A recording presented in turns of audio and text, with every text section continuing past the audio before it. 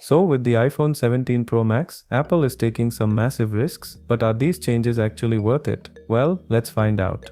What's up, guys? Let's dive straight into the most controversial update, the camera system. This is arguably the wildest redesign we've seen since the iPhone 11's camera bump first shocked everyone. Apple is completely abandoning their signature square camera module in favor of horizontal camera bar that spans the entire width of the phone, and I wonder where they got that inspiration from. While Google's Pixel camera bar looks sleek and purposeful, this implementation looks like it went through some strange transformation. The weirdest part? The middle section of this massive bar is completely empty. No sensors, no additional display, nothing. It's just there. At least there's good news on the camera hardware front. All three cameras are getting upgraded to 48 megapixel sensors. Previously, only the main and ultra-wide had 48 megapixel sensors, while the telephoto was stuck at 12 megapixels. This should mean better zoom shots and improved overall photo quality if you can get past that giant camera visor. Now, here's where things get really interesting. Apple is apparently ditching the titanium frame they just introduced with the iPhone 15 Pro series. Remember how they marketed titanium like it was some magical material forged by ancient craftsmen? Well, now they're going back to aluminum, but wait, it gets weirder. They're implementing a part aluminum, part glass back design. Sure, this might improve durability and reduce broken backs, but the execution looks questionable at best. The phone is also getting thicker, about 5% more than the current model. In smartphone terms, that's like going from premium feel to brick territory. But there's a silver lining. This extra thickness means a bigger battery. Considering the iPhone 16 Pro Max already has solid battery life, this could be a genuine upgrade. Speaking of features that actually matter, Apple is finally introducing reverse wireless charging. Yes, the same feature Android phones have had since 2018. I guess Apple needed half a decade to perfect the art of letting your phone charge other devices wirelessly. The display stays mostly the same size and quality, but the dynamic island is shrinking, well, only on the Pro Max model. The regular Pro keeps the same size dynamic island because reasons. Apple works in mysterious ways, I guess. Here's the thing though, no matter how controversial these design choices are, no matter how many eyebrows they raise, people will still buy it. Apple could probably wrap the iPhone in bubble wrap, call it advanced impact protection technology, and it would still be the best-selling phone of the year. The brand loyalty is just that strong. What do you think about these changes? Is Apple being innovative, or just different for the sake of being different? Drop your thoughts in the comments below. If you want to stay updated with the latest tech news and leaks, make sure to hit that subscribe button and turn on notifications. Thanks for watching, and I'll see you in the next one.